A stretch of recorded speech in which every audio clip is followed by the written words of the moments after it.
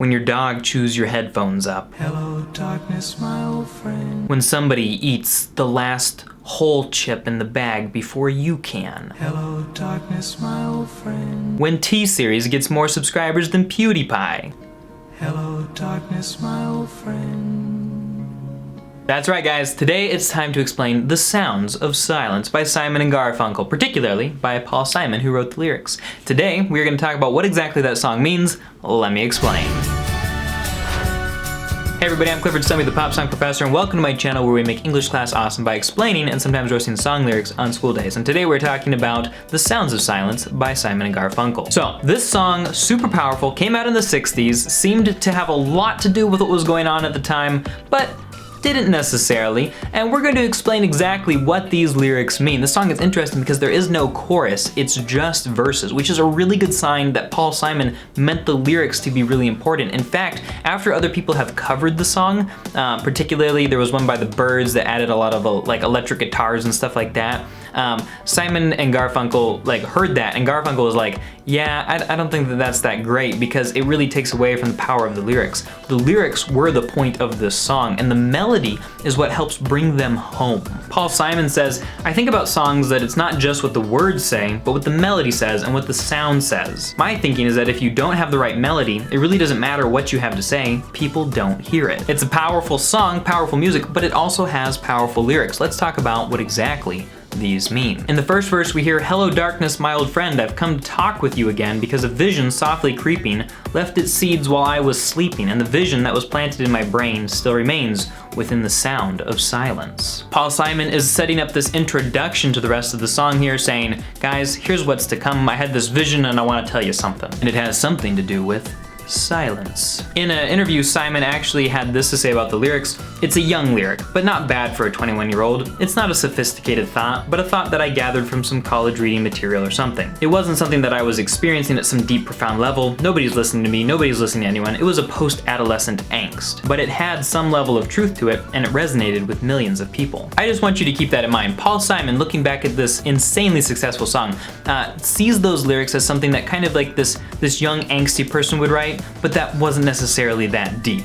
Kind of shows you where he's coming from as a songwriter, but hopefully it also gives encouragement to those of us who kind of look at our own lyrics and are like, yeah, that's crap. Hello, darkness, my old friend.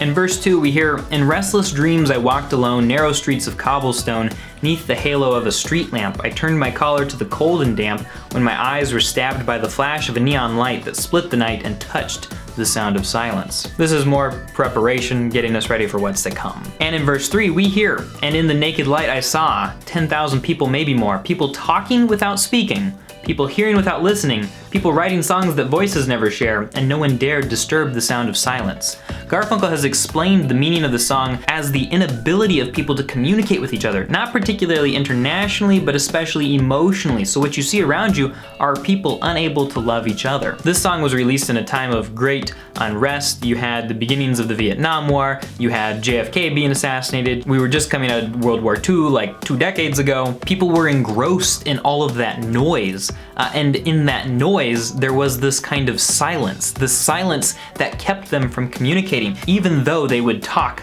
they wouldn't speak actual meaning. Even though they would hear, they wouldn't be listening to other people. And so that, metaphorical noise of things happening created this silence of people not being in connection or community with each other. In verse 4, Simon says, fool. Yeah, Simon says, that's a good one. Fools, said I, you do not know. Silence like a cancer grows. Hear my words that I might teach you. Take my arms that I might reach you. But my words like silent raindrops fell and echoed in the wells of silence.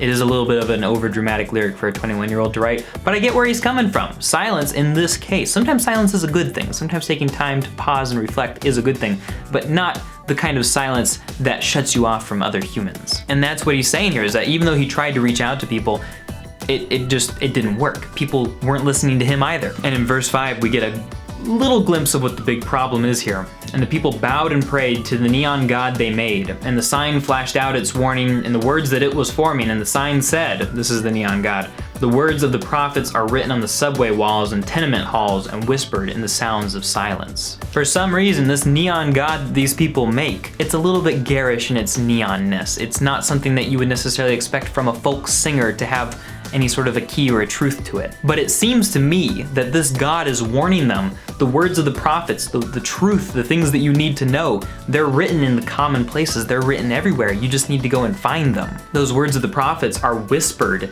in the sound of silence. Take advantage of the silence and listen for the noise of the truth. And if you had to ask Simon and Garfunkel what that truth was, it was probably that we need to learn to communicate our love for each other better. And that is the story of the angst-ridden The Sounds of Silence by Simon and Garfunkel. Don't forget to go and love people better. Learn to communicate that love and to learn to accept the communication of that love. If you get nothing else out of this video and out of the song, that would probably be the one thing Paul Simon would want you to get. If you want to learn to write lyrics yourself, don't forget to check out the magical songwriting process down below. Thanks for watching, and I'll talk to you guys next time.